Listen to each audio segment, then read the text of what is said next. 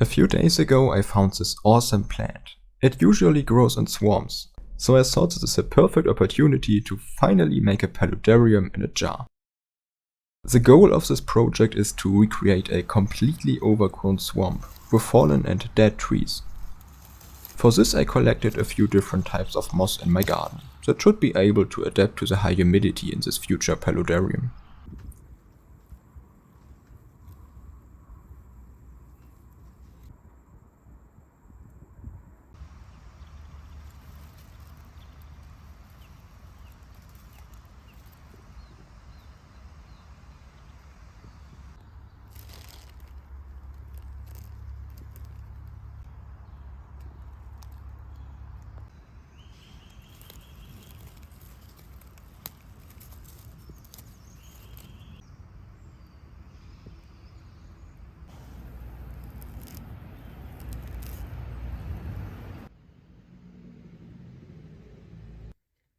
For this project I am using a 5-liter jar.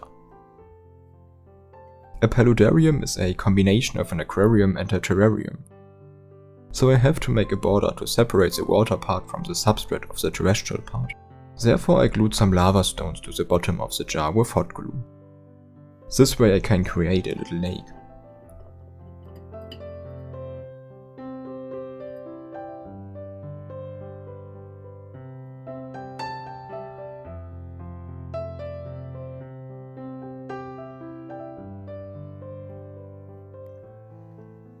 For the false bottom of the terrarium part of this paludarium, I added clay balls. They will be flooded by the water I will add later. So I can put the main substrate on top of it without it getting completely soaked. This is very important with organic substrates, because otherwise anaerobic processes can start in the water and the whole ecosystem can rot.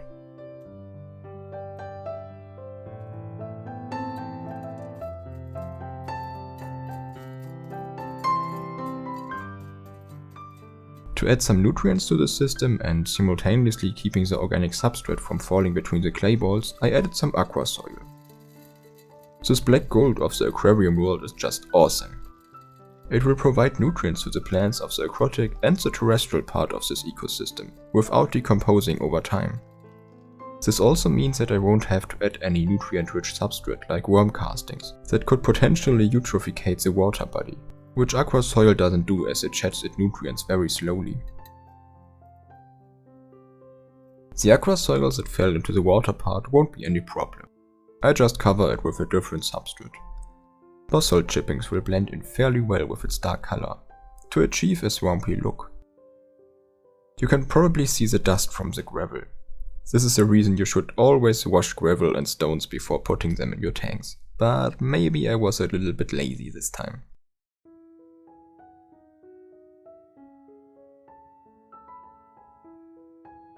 The main substrate I put on top is a mixture of sphagnum moss, cocoa chips and this fine cocoa coir.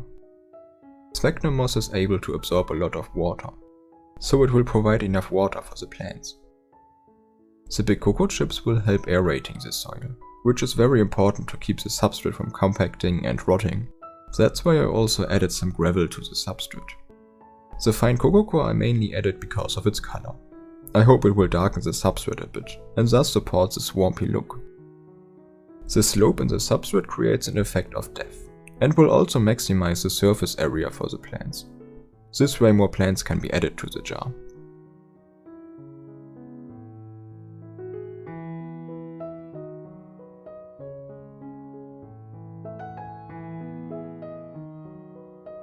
I started by adding some moss near the water feature.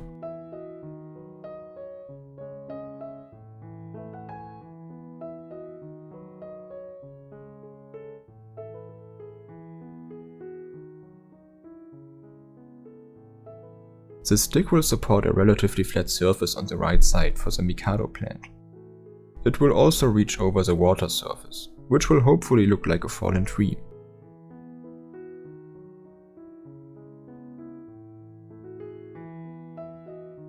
As a plant adapted to high water content, the Mikado plant doesn't have a large root system, so it can easily be planted in the substrate.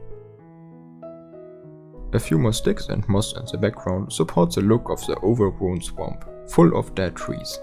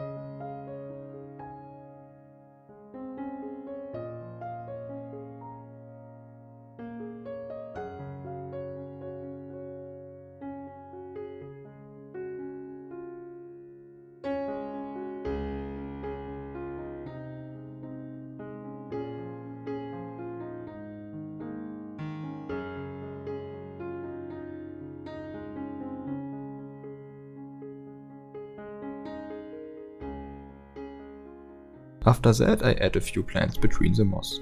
I chose plants whose appearance will fit the scheme. Some of these are aquatic plants that can also grow in terrariums with high humidity. I will show the different species on the screen.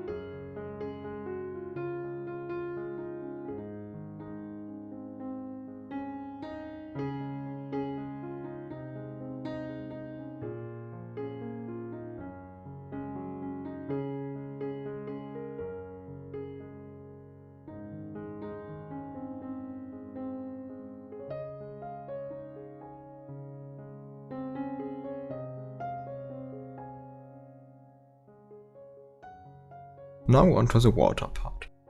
I have selected plants that can grow immersed, which means they are able to survive and grow outside of the water. This will hopefully lead to a completely overgrown edge of the water body.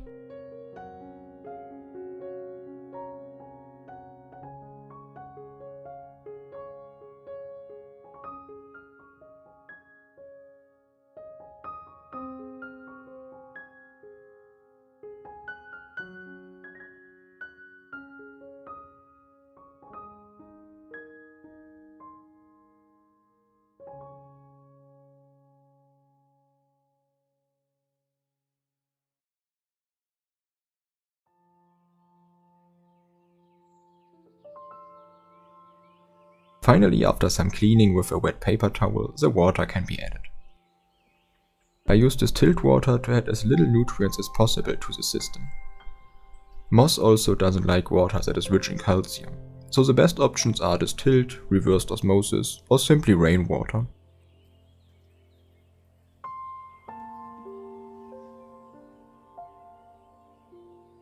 Now it is time for the cleanup crew, springtails. The springtails eat any decomposing organic matter and will provide nutrients for the plants this way. They are especially important in the early stages of this terrarium, as there is very much organic matter, which will likely begin to mold. A little mold is normal in newly set up terrariums, but too much can be harmful for you and your terrarium. Some of them ended up in the water part, but don't worry, they are so small and light that they just float on the water surface. Because the water part is so small, I can't add any animals. If this ecosystem survives a few weeks or months, I might add some ostracods, but let's see how it all plays out over time.